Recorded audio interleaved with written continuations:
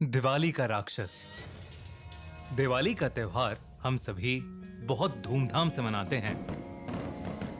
दिवाली के आने से हफ्तों पहले ही बाजारों में भीड़ और मानो हवा में एक अजीब सी खुशी हो जाती है। पर दिवाली की रात पूरे साल की सबसे बड़ी अमावस की रात भी होती है।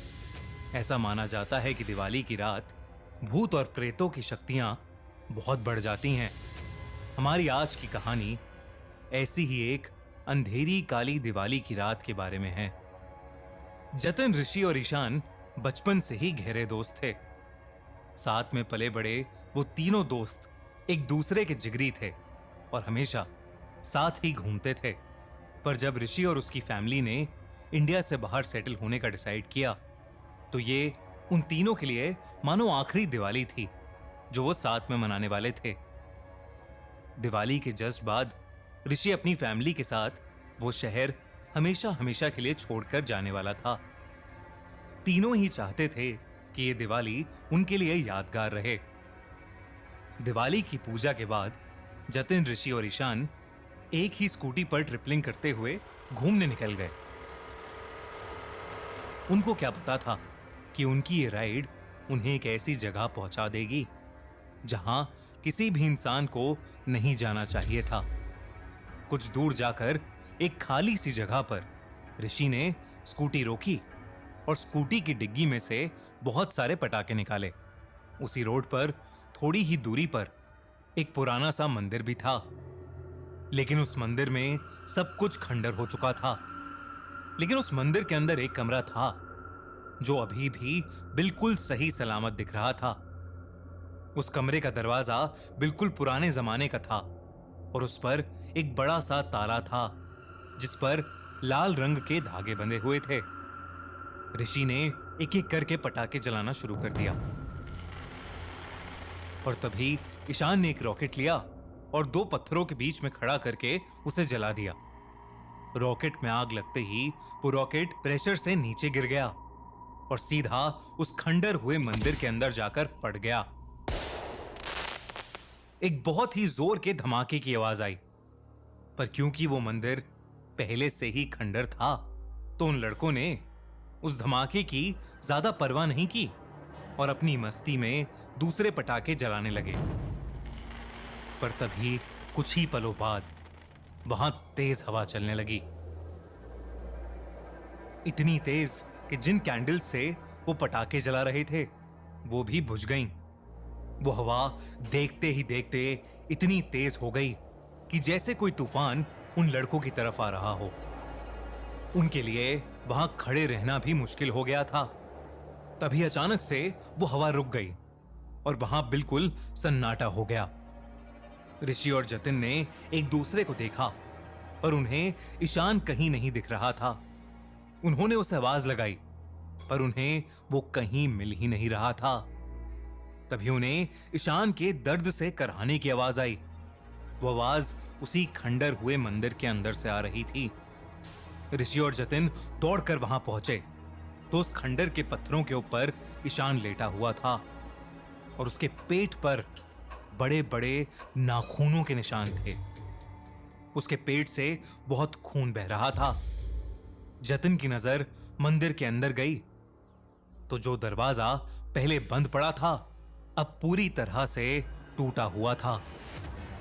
उन्हें कुछ भी समझ नहीं आ रहा था कि तभी ईशान की आंखें बंद होने लगीं। अपने घाव की वजह से वो कुछ बोल भी नहीं पा रहा था और इसलिए उसने घबराई हालत में मंदिर की छत की ओर इशारा किया और जैसे ही जतिन और ऋषि पलटे, उनकी रूह ही कांप गई।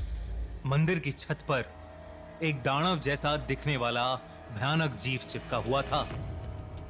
उसका पूरा शरीर जली हुई चमड़ी जैसा था और उसकी आंखें एकदम सफेद थीं। जैसे ही ऋषि और जतिन ने उसे देखा, वो अजीब तरीके से उन्हें देखकर चीखने लगा।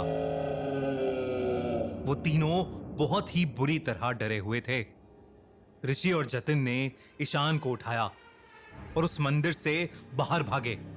वो अजीब सा दानव भी उनके पीछे भागता हुआ छत से नीचे आ गया। उन तीनों को अपनी मौत नजदीक दानव भी उनके पीछे भागता हुआ छत से नीचे आ गया।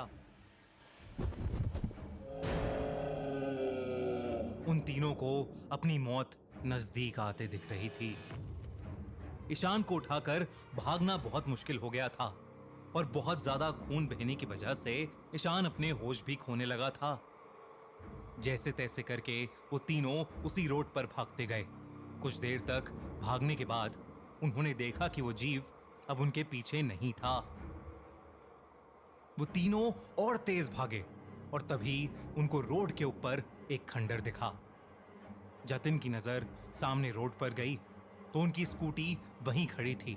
ये देखकर वो बहुत डर गए क्योंकि इसका मतलब था वो वहीं पर वापस आ गए थे जहां से भागकर वो निकले थे। और जो खंडर उन्हें दिख रहा था वो वही खंडर हुआ मंदिर था जहां पर उन्हें वो राक्षस दिखा था। उस मंदिर के बंद दरवाजे के अंदर एक छोटा सा कमरा था जहां एक मूर्ति लगी थी और वो मूर्ति किसी और की नहीं बल्कि उसी दानव की थी जो उनके पीछे पड़ा था। उस मूर्ति के नीचे लिखा था जय खंगूर देव। वो तीनों बेहद डर गए थे। उन्हें समझ नहीं आ रहा था कि वो कहां पहुंच गए हैं। ऋषि ने मदद के लिए अपना फोन निकाला पर उसके फोन में नेटवर्क ही नहीं था। उसने उस मंदिर की एक फोटो खींची और ईशान को उठाकर वो दोनों स्कूटी के पास ले जाने लगे कि तभी उन्हें अपने पीछे से एक अजीब सी आवाज आई। उस दिवाली के दिन के बाद ऋषि, जतिन और ईशान कहां गए ये किसी को नहीं पता। पुलिस को उस मंदिर के पास से सिर्फ ऋषि का फोन मिला था जिसके अंदर उस खंडर की एक फोटो थी। जब उस इलाके के पुजारी को यह पता चला कि उस खंडर में यह हादसा हुआ है उसने उसी दिन ही उस जगह को छोड़ दिया। उस पुजारी ने उस इलाके के बाकी लोगों को भी बताया कि करीबन 500 साल पहले खंगूर नाम का एक दानव धरती पर आ गया था।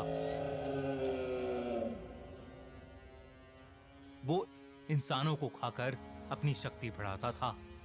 सब उससे डरते थे, इसलिए उसे खुश रखने के लिए उसका एक मंदिर बनाया गया था जहां वो उसे हर महीने एक इंसान की बलि चढ़ाया करते थे।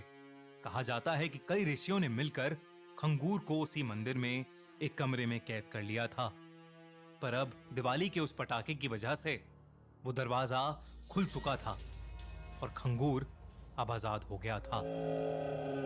आज भी उस शहर से रात में इंसानों के गायब होने की खबर आती रहती है। ना तो उनकी कोई लाश मिलती है और ना ही कोई सबूत। पुराने रहने वाले सभी लोगों ने वो इलाका छोड़ दिया है, पर वो राक्षस खंगूर शायद आज भी वहीं उस इलाके में अपनी सालों की भूख मिटाता रहता है।